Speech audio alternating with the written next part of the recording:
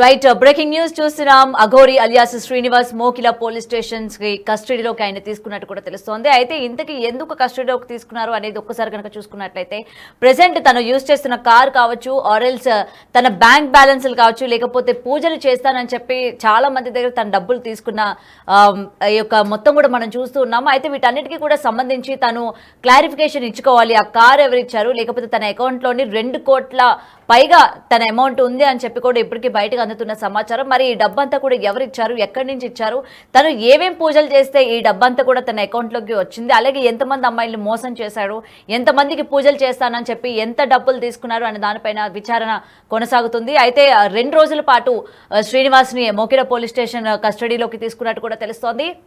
ఈ నేపథ్యంలోని మనం గతం నుంచి కూడా అందరూ మాట్లాడుకుంటూనే ఉన్నాం. అసలు ఈ కార్ అనేది ఎక్కడి నుంచి వచ్చింది అని చెప్తే పలుమారు సార్లు శ్రీనివాస్ మీడియా పరంగా కూడా చెప్పడం జరిగింది. తనకున్న భక్తుల్లోని ఒకరు వచ్చి అపారమైన భక్తితోని తను అట్లా స్టార్టింగ్లోని దిగంబర్గా తిరగడం వలన అట్లా మీరు తిరగడం మేము చూడలేకపోతున్నాము, సో మీరు అలా ఎక్కడికి పడితే అక్కడికి వెళ్ళకండి, అలా దిగంబర్గా తిరగకండి అని చెప్పి భక్తుల ప్రేమతోని కార్ అనేది ఇచ్చారు అని చెప్పి తను చెప్పుకుంటూ వచ్చారు. అయితే ఈ రోజు మొత్తం కూడా బట్టబయలైంది. ఆ కారు ఎటువంటి భక్తులు కూడా ఇవ్వలేదు. తినకి సన్నిహితుడిగా తమిళనాడులోని ఒక వ్యాపారవేత్త ఎవరైతే ఉన్నారో తన పేరు పైన ఆ కార్ అనేది రిజిస్టర్ అయ్యి కూడా ఉంది. అండ్ ఆ రిజిస్ట్రేషన్ పేపర్స్ కూడా మీరు బిగ్ టీవీ స్క్రీన్ పైన ఎక్స్క్లూజివ్గా కూడా చూడొచ్చు. మరి తిను ఎందుకు ఆ కార్ ఇచ్చాడు, తన అసలు భక్తుడు అని చెప్పి తిను ఎందుకు అబద్ధం చెప్పాడు, అసలు శ్రీనివాస్కి ఇతనికి ఉన్న సంబంధం ఏంటి అన్న విషయాలు కూడా ఇంకా క్లియర్గా తెలియాల్సి ఉంది.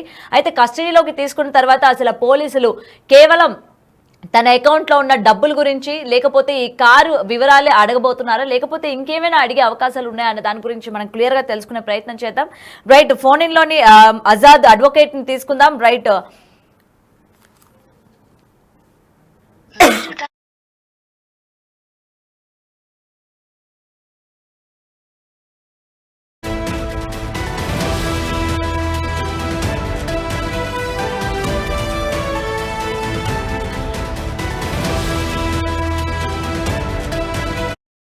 వివరాలు తెలియాల్సి ఉంది. అయితే ఈ తమిళనాడుకి సంబంధించి ఒక వ్యాపారవేత్త పేరు పైన అయితే రిజిస్టర్ అయిన ఉన్నట్టు, దీనికి సంబంధించిన అన్ని పేపర్స్ కూడా వచ్చాయి. రైట్, అయితే ఫోన్ ఇన్ లోకి తీసుకుందాం. అడ్వకేట్ ఆజాద్ గారు మనతో పాటు ఉన్నారు. రైట్, ఆజాద్ గారు నమస్తే అండి. నమస్తే అమ్మా. రైట్, అయితే ఇప్పటికీ దీనికి ఏదైతే 14 రోజులు రిమాండ్ విధించారో దాని తర్వాత ఇటు మోకిలా పోలీస్ స్టేషన్ కి ఈ రోజు తనని కస్టడీలోకి తీసుకుంటున్నట్టు కూడా తెలుస్తోంది. అయితే దీనికి సంబంధించిన అప్డేట్స్ ఏంటి ఆజాద్ గారు? జనరల్ గా ఏమవుతుందంటమ్మా, ఒక కేసులో ఎలాంటి కేసుల్లో ఏమవుతుందంటే పోలీసు వారు జనరల్ కస్టడీ పిటిషన్ వేస్తారు.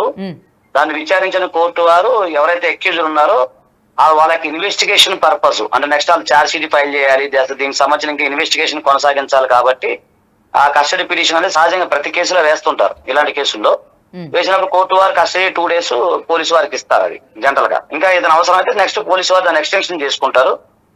ముందైతే 2 days ఇస్తారన్నమాట. సో ఈ కస్టడీలో ఏమవుతుందంటే పోలీసు వారు ఇన్వెస్టిగేషన్ చేస్తారు. ఇప్పుడు అతనికి డబ్బులు ఎలా వచ్చినాయి, అంటే ఎలా వచ్చినాయి, తర్వాత కారు రిజిస్ట్రేషన్ ఎవరి పేరు మీద ఉంది, అంటే ఆల్రెడీ ఏదో ఇన్ఫర్మేషన్ అయితే వచ్చినట్టుంది.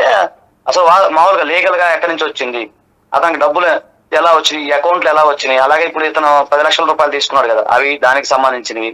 అలాగే ఇతను చేసే క్రైమ్ లో ఎవరన్నా వెనక పక్క ఎవరన్నా సపోర్ట్ ఉన్నారా, బ్యాక్ సైడ్ ఎవరు ఉన్నారా. సో అంత entire investigation is going on. వాళ్ళు ప్రాసిక్యూషన్ వల్ల ఆ ఇన్వెస్టిగేషన్ మొత్తం కంప్లీట్ చేస్తారండి.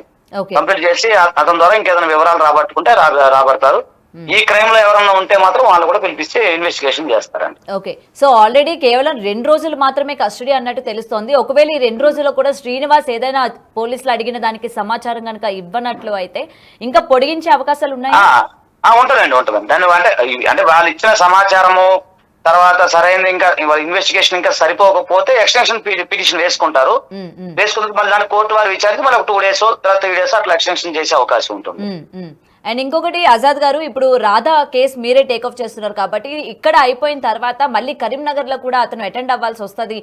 కరీంనగర్ లో కూడా అతని పైన కేసు నమోదైంది కాబట్టి దానికి కూడా సంబంధించి కస్టడీలో ఉండాల్సి వస్తుంది అని చెప్పి కూడా కొంత ఇన్ఫర్మేషన్ వినిపిస్తోంది. సో దీనికి సంబంధించి ఏంటి, మీరు రాధా కేసులోని ఎటువంటివి టేక్ ఆఫ్ చేశారు, ఇంకా ఎలా ముందుకెళ్ళబోతున్నారు? అంటే అది ఇంకా ఇన్వెస్టిగేషన్ దాంట్లో ఉందండి. ఇన్వెస్టిగేషన్ నడుస్తా ఉంది. పోలీసు వారు కూడా దాని మీద కొంత చేస్తా ఉన్నారు. అంటే మొత్తం జరిగింది వాటి సీన్ ఆఫ్ అఫెన్స్ ఇవన్నీ జరుగుతాయండి. సీన్ ఆఫ్ అఫెన్స్ తర్వాత ఆమెకు సంబంధించిన వివరాలు ఇవన్నీ చేస్తారు. ఇప్పుడు వాళ్ళ ఇన్వెస్టిగేషన్ వాళ్ళు నడుస్తుంది. మా దగ్గర ఉన్న ఆధారాలు మేము సబ్మిట్ చేశాము. అదే మీరు అడిగారు అప్పుడు, మీరు స్టార్టింగ్ రోజు కొన్ని ఆధారాలు అడిగారు కానీ మేము కొన్ని చూపించలేకపోయాం. ఎందుకంటే కేసు బలహీనపడుతుందని చెప్పి మీకు మీడియా కొన్ని ఇవ్వలేకపోయాం. అలాంటి ఆధారాలు ఏవైతే ఉన్నాయో కేసుకు బలమైన ఆధారాలు మేము ఇచ్చాము. అది పోలీసు వారు దాని మీద ఇన్వెస్టిగేషన్ చేస్తున్నారు. తర్వాత అది కూడా మీకు నెక్స్ట్ దాని విషయంలో కూడా పీటీ వారెంట్ కూడా వేసే అవకాశాలు ఉన్నాయి.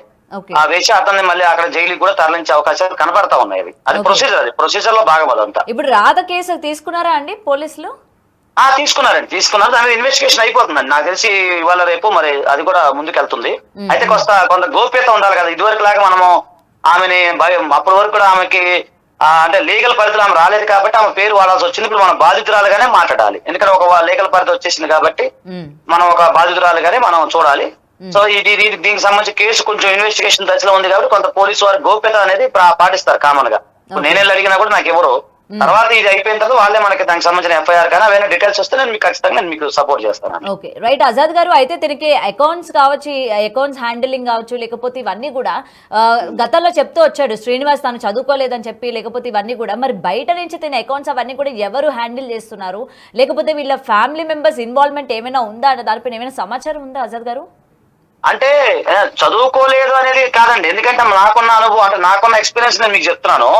ఇతను చదువుకోలేదు అవన్నీ కాదు. బ్యాంక్ ట్రాన్సాక్షన్ ఇతనికి నాలెడ్జ్ ఉంది.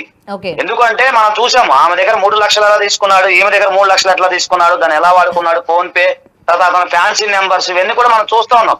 అతనికి అవుట్ ఆఫ్ నాలెడ్జ్ ఎక్కువ ఉంది. అతను చదువుకున్నాడో లేదో నాకు తెలియదు కానీ అతనికి జనరల్ నాలెడ్జ్ ఎక్కువ ఉంది. ఎందుకంటే దేశం మొత్తం తిరుగుతున్నాడు, అతనికి అన్ని భాషలు మాట్లాడతాడు, అలాగే అవుట్ ఆఫ్ నాలెడ్జ్ ఎక్కువ ఉంది. ఖచ్చితంగా బ్యాంకింగ్ ట్రాన్సాక్షన్ అతను నాలెడ్జ్ ఉందండి. అంత అమాయకులు అయితే కాదు, నాకు తెలిసి అయితే కాదు.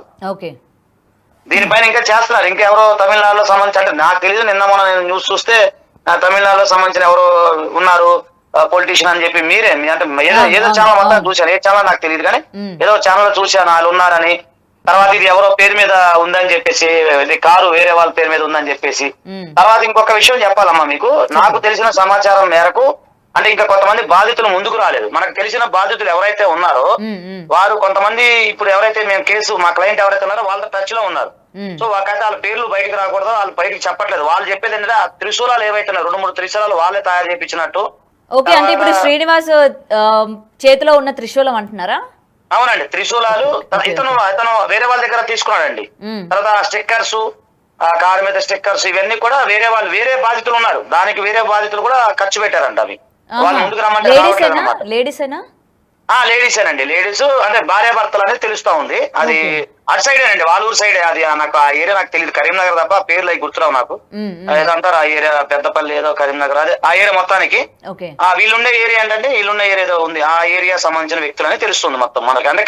అంటే కరీంనగర్ సైడ్ సంబంధించిన వ్యక్తులే ఎక్కువ మంది బాధితులు ఉన్నారు అనేది 2-3 మాకు ఇన్ఫర్మేషన్ ఇచ్చారు. కానీ వాళ్ళు బయటకు రావట్లేదు. బయటకు వచ్చి మేము ధైర్యంగా చెప్పలేం సార్, మా కుటుంబాలు ఉన్నాయని చెప్తా ఉన్నారు అన్నమాట. ఓకే, అంటే ఇప్పుడు ఎవరైతే బాధితులు ఉన్నారు అంటున్నారు కదా, అందులోని శ్రీనివాస్ పెళ్లి చేసుకున్న బాధితులు కూడా ఉన్నారా? అంటే ఇంకెవరైనా అమ్మాయిలు ఫైనాన్స్ లేదమ్మా, ఫైనాన్స్ బాధితులు మాత్రమే, పెళ్లి సంబంధించిన బాధితులు కాదు, ఫైనాన్స్ సంబంధించిన బాధితులు. ఓకే, అంటే వాళ్ళు కూడా డబ్బు పెట్టారనమాట. అంటే పూజల పరంగా పెట్టారా, లేకపోతే తిన పోషణ కోసమా, లేకపోతే కార్ మెయింటెనెన్స్ అని చెప్పి ఏమైనా డబ్బులు పెట్టారా? రైట్, వాళ్ళు చెప్పడం ఏంటంటే ఇదే సేమ్ పూజలు చేస్తారని చెప్పేసి, తర్వాత కారు మెయింటెనెన్స్ అని, కార్ ఏదో యాక్సిడెంట్ అయింది అక్కడ మధ్యప్రదేశ్ యాక్సిడెంట్ అయింది, నా కారుకి అది కావాలని, కారుకి ఇది చేయించాలని, అట్లా ఆ విధంగా తీసుకున్నాడని చెప్పి వాళ్ళు చెప్తున్నారు. అంటే వాళ్ళు ఇంకా పూర్తిగా బయటికి రావట్లేదు. అంటే వస్తారంటే కొంచెం టైం పడుతుంది. ఇప్పుడు అందరూ తొందరగా రారు కదా, ఒకళ్ళు భయపడుతుంటారు కదా, వస్తారు. వాళ్ళు కూడా బయటకు వస్తున్నారు, కొంచెం టైం పడుతుంది కాకపోతే. ఓకే, సో ఇప్పుడు దానికి సంబంధించి ట్రాన్సాక్షన్స్ ఏవైతే నడిచాయి వాటికి సంబంధించి ఇప్పుడు ఈ కస్టడీ అనుకోవచ్చు అయితే కావచ్చు.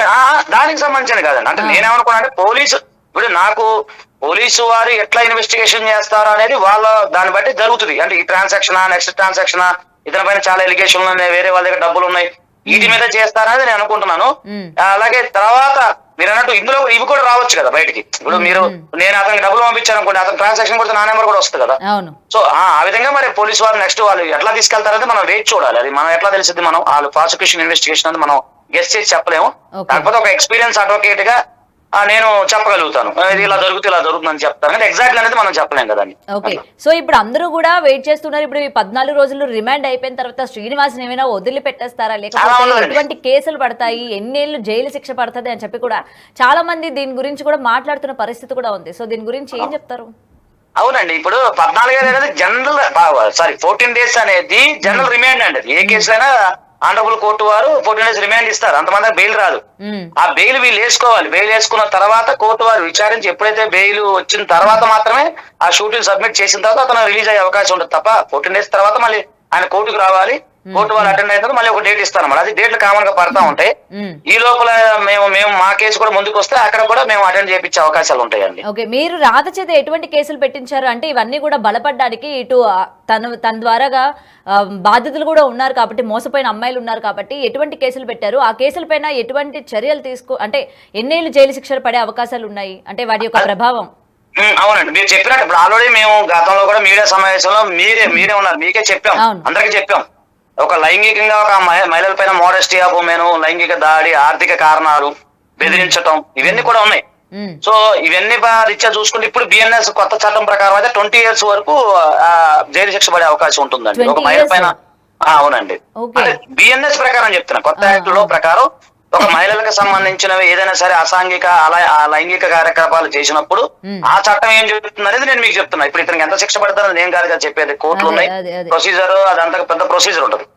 బిఎన్ఎస్ ప్రకారం ఒక మహిళల పైన అన్యాయం చేసినా, చీటింగ్ అయితే 7 years 318, మిగతాది అమ్మాయి లైంగిక దాడులు ఇవన్నీ ఉన్నాయి కాబట్టి ఆ రోజు మీకు మేము అన్ని చెప్పాం ముందే. సో ఇప్పుడు కొత్త ప్రొసీజర్ లో ఉంది కాబట్టి కొంత అది ఇంకా నాకు కొంత సమయం కావాలి. ఎందుకు అని మీరు అడిగితే ఆ పోలీసు వారు ఇన్వెస్టిగేషన్ చేసిన తర్వాత వాళ్ళు ఏమన్నా పబ్లిక్ గాని ప్రెస్ మీట్ పెడతారా లేకపోతే అది ఏం జరిగింది అనేది అప్పుడు దాకా మనం వేచి చూడాల్సింది. ఇప్పుడు ఇన్వెస్టిగేషన్ గోయింగ్ అండి, ఇక్కడ అక్కడ జరుగుతా ఉంది. ఓకే, సో మీరు ఏమైనా వెళ్లే ప్రయత్నం చేస్తారా, అంటే చేస్తున్నారా? ఏమైనా శ్రీనివాసన్ కలవడం కానీ, ముఖ్యంగా మీరు రాధ కేసు టేకప్ చేశారు కాబట్టి దాని గురించి మీరేమైనా తెలుసుకోవాలని కానీ ఏమైనా కలిసే ప్రయత్నం ఏమైనా చేస్తున్నారా? లేదమ్మా, నాకు అలాంటి అసలు ముందు నాకు టైం సరిపోవట్లేదు. మీరు చూసే లాస్ట్ వీక్ అంతా బిజీగా ఉన్నాను, నా పర్సనల్ పనులు ఉన్నాయి, ప్లస్ నా ప్రాక్టీసింగ్ ఉంది, నేను సుప్రీంకోర్టులో కూడా ప్రాక్టీస్ చేస్తాను. ఇక్కడ నాకు టైం సరిపోవట్లా.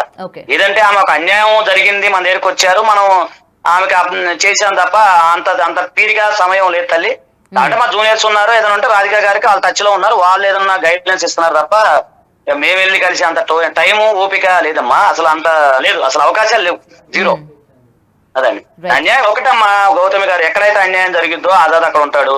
ఈ సందర్భంగా ఏం చెప్తున్నా, ఎవరన్నా బాధితులుంటే ముందుకు రండి, లేదు ఎవరన్నా సామాజిక అంశాల పట్ల ఎవరికన్నా ఏదన్నా ప్రాబ్లం అయితే, ప్రజా సమస్యలు ఏదైనా ప్రాబ్లం అయితే నేను ఎప్పుడు కూడా ముందుకు వస్తాను. అది మీకు అందరికి తెలిసిన విషయమే.